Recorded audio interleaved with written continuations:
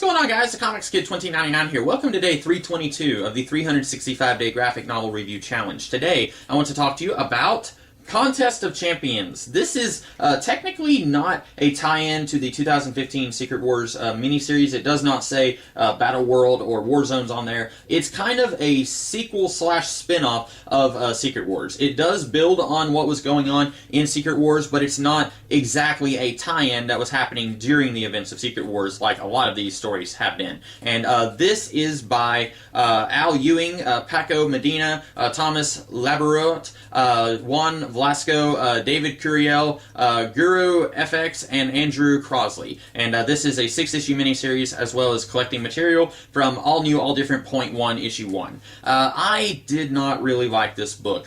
Most of these tie-in issues or tie-in minis, I have gone in pretty much with no expectations at all. Some of them have been really good. Some of them have let me down a little bit. With this one, I really didn't know what to expect, but I should have expected that this would disappoint me because the title of this book is Contest of Champions. Just based on that title, I have to assume that this is going to be a huge fighting story, and I say story in the very loosest term possible. Basically, this is a whole bunch of characters fighting each other. There's really very little plot here. This is not my kind of story. Now, there are people out there who will love this book because there are people out there who really get a kick out of saying, alright, who would win in a fight, the Hulk or Namor? And then they will get into long discussions about who would win in a fight.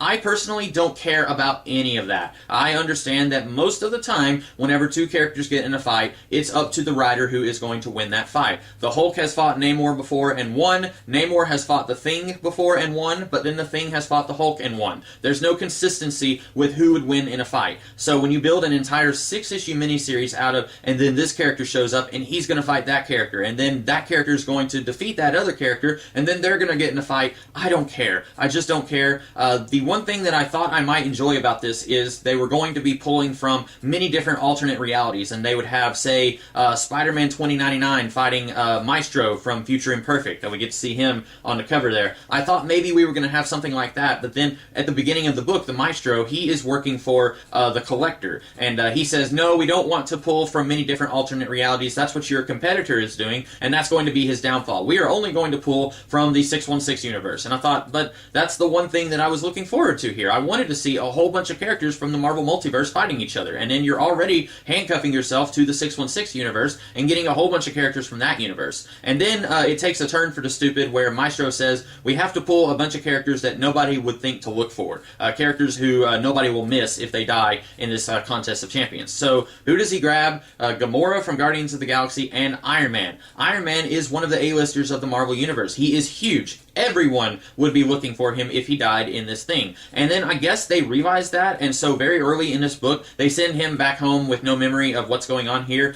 So what was he even doing here in the first place? And then at one point, Gamora, she's in a fight, and Maestro says, yeah, she's friends with the King of Spartoi or whatever, Spartax, I don't know, Jason from Guardians of the Galaxy. He says, she's friends with him, so if she dies, then people are going to come looking for her. And I'm thinking, okay, then why did you choose her? You yourself said that you can't choose characters who are going to be noticed if they go missing. And I understand that Maestro is scheming against the Collector in this story. He's got something up his sleeve, but his behavior still seems really inconsistent and stupid throughout this entire story. And again, I hesitate to even call this a story because it really just feels like 6 issues of, and then this character's going to fight that character, and then what a twist, this character's going to win. It doesn't really do anything for me. There's a little bit of scheming and behind the scenes stuff going on here that's a little bit interesting. I just wish that that was more of this than the 6 issues of fighting that we get. And then, much like some of the other books that I've talked about recently, this one kind of ends on a, ooh, maybe there's going to be more that happens here. At the very end, there's a character who was almost pulled into the Contest of Champions. She is a South Korean secret agent that I've never heard of before, and she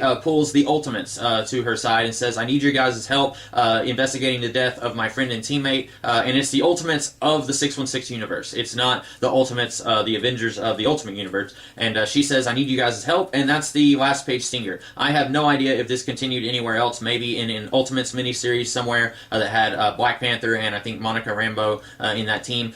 So I don't know if this story continues anywhere, and frankly, I don't want to see this story continue anywhere because it wasn't very good here. I don't want to see more of it in another miniseries. So maybe this was a little bit harsh, but honestly, I don't think that there was much here. Now, if you're one of those people, you get a big kick out of who would win in a fight, Daffy or Donald Duck, then this book is definitely for you. I am not one of those people. I really can't stand conversations like that. I think that they're a huge waste of time, and I feel like this book was kind of a huge waste of time. A little harsh, yes, but I feel like I'm being honest, and so that's what I'm all about. So anyway, I hope that you guys enjoyed this video. If you did, be sure to like, share, comment, and subscribe, and I will be back tomorrow with a different video. In the meantime, you guys have a great rest of the day. Catch you later.